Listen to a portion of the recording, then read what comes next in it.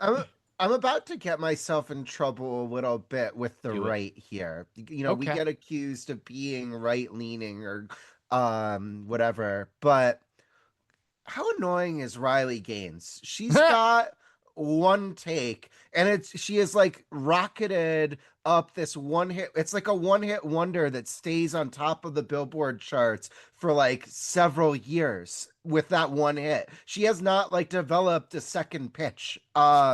And it's just like she's railing against trans in sports. She does it with a nasty tone and Mm.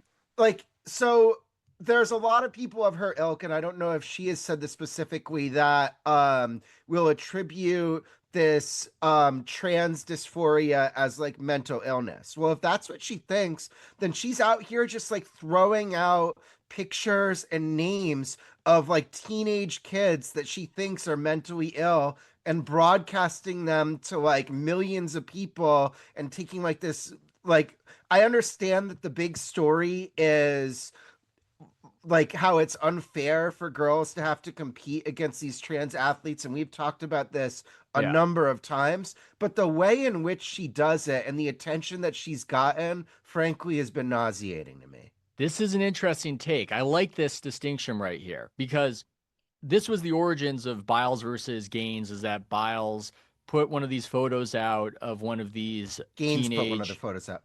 Oh, no, sorry. Yeah. Good correction, by the way. That a very good correction there. Gaines put one of the photos out of one of the competitors. And yeah, that opens this conversation up. Is that right? And if you think it's a mental disorder, then you're exposing this person all this attention. The contrary view would be, of course, then how do you even talk about these egregious examples without doing such a thing? But let's set this aside. I feel you on Gaines. I do. I don't dislike her. I acknowledge that it's an 80-20 issue, and I guess I'm broadly with her cause in that respect, but I don't think she's the deepest person. I don't know why we're talking about depth. I don't know why that's the theme of this show, but I saw a clip of her talking with Bill Maher, and I apologize if this is an incorrect recapitulation of what happened, but Maher mentioned Jimmy Carter at one point, and Gaines revealed that she did not know who that was. And at that point, I just went, I'm out. I'm out. I'm out. Maybe that's unfair. Maybe she understands this issue perfectly well.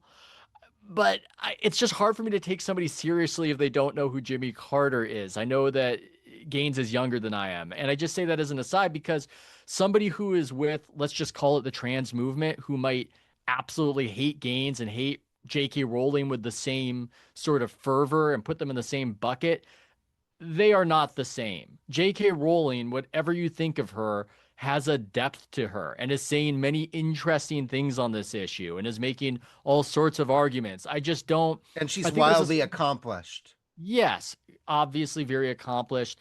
I think sometimes when somebody's an activist, they can, as you're saying, just they become very one note as opposed to being a fully fleshed out personality. And so I don't disagree with you on that one, Ryan. I don't.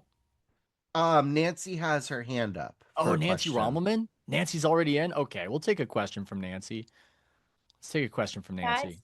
Hey I guys, can hear. I can you hear me? Yes, all good. Yes, Yes. yes. So I don't know a whole lot about her except like kind of what I see in passing. I think the larger problem here for someone like her who becomes the sort of like flashpoint for the issue of the day is the incentive structure. She's greatly incentivized to be that person, and she's incentivized by corporations and by our clicking, and we kind of have, people have to resist those incentives. She's young, she's dumb, I guess, in terms of not realizing that she shouldn't just say, like, yeah, that's going to be my issue, because that issue is going to change. Mm. Not that I do believe it's an 80-20 issue. I think she's, in the main right about things, but then she's forced to constantly like double down and be that person, which seems like a terrible straitjacket to be in for a young person. Oh, yeah. I mean, we see another example of this with Greta Thunberg, where it was all about climate activism, and then there's almost addiction. It's a strange thing because it's addiction to a certain kind of attention, but then that attention is also your identity. And it's in this contentious pose where you're fighting for what's right in your mind. And next thing you know, you're on a flotilla to Gaza or whatever she's doing that wasn't about the thing she was doing before. And pity the activist. Maybe that's one of the takeaways from our show. That's right. You also have to, when if you're known for that thing, you're going to get people on the extreme edges of that thing wanting you to actually like, oh, you believe in my message. Oh, hey, come on my show. And like, you really don't. And then you're Mm, sort of, you become more of like an enemy to the mainstream, which is probably not her objective to begin yeah. with. So Yeah. that's Ro- all. Yeah, but I mean, yeah, she's succeeding wildly in this. I mean, I don't know what her social media following is, but it's very large. She goes 1.5 on, million Twitter followers is my yeah, and interjection there, Ryan. she's going on national TV shows on Fox News, which is, other than like NFL, more watched than basically anything on TV. And so it is, to your point, Nancy, this incentive structure is rewarding her, but I liken it to like a 100-mile-an-hour young flamethrower pitcher. Like, he's got to develop another pitch, or he's going to have to get Tommy John surgery and he's going to be out for 2 years. Like, at some point, she's going to fall on deaf ears. You know what? Yeah, they'll I might disagree with you guys if that's allowed. I know that's very bad. That's Oh, very no, no, bad we in a just have panel to show to we have to be disagree. we have to be a monoculture here. Yeah, I might disagree with you guys. I mean, I agree with Pity the activist. I agree with that, but she might not have to throw another pitch. I think this is a more bottom-up movement. The sports participation, the trans sports movement, whatever you want to call it. I do think it's more bottom up than top down. I think the Democratic Party and the various superstructures would like to move on from this. They think it's a political loser. They don't want to continue on.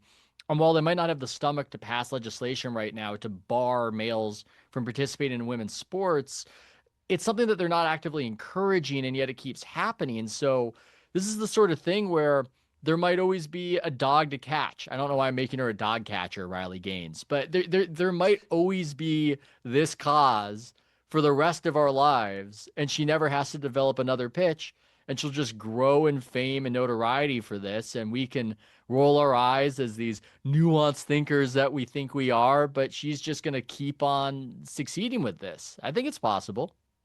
No, there's an end point to it. I mean, the end point yeah. is, like, I don't know if it's allowed in women's tennis or the WNBA. Clay Travis put out a bounty of like $250,000 for a biological male to make it into the WNBA, which apparently, I mean, isn't banned. But when that happened, I don't know. That seemed to be his belief in putting up that bounty. But the moment it happens in a national popular sport, and it happened with Leah Thomas at Penn in swimming, but I think that's just under the threshold of really creating the snowball. Like, if it happened in the equivalent of like the WNBA or women's tennis, then I think it just comes to an end. Hmm. I'll take an extreme example here, but I think we've all seen the videos of Frankie Valli, who looks now like an animatronic person that they kind of like roll up to the front of the stage, and he's not even really singing the songs. They're just putting him up there because he's that guy that basically provides them with money. So he's Hmm. just going to stand there and mouth along to the words. That's a terrible fate. I'm not saying that that's going to happen with Riley, but if you're only known for that, the people that are going to want to support you, I think, are going to shrink if it's just this one thing, until they're just going to need you to do what they say that they want you to do. Plus, what young person doesn't want to branch out, doesn't want Hmm. to like be known for other ideas and meet other people and not just keep having the same conversations? It's boring. I didn't anticipate this, but this live show is becoming it's becoming an intervention for the activist Riley Gaines. Riley, we're not against you necessarily, but we think you've become one note. We don't think it's good for you to be so one note. We need you to learn who Jimmy Carter is and develop a few more positions, become a more well-rounded activist. We're not saying that you need to have the kind of tenacity and knowledge of a Chris Rufo on the conservative side, but just maybe a few more issues. So that's our intervention.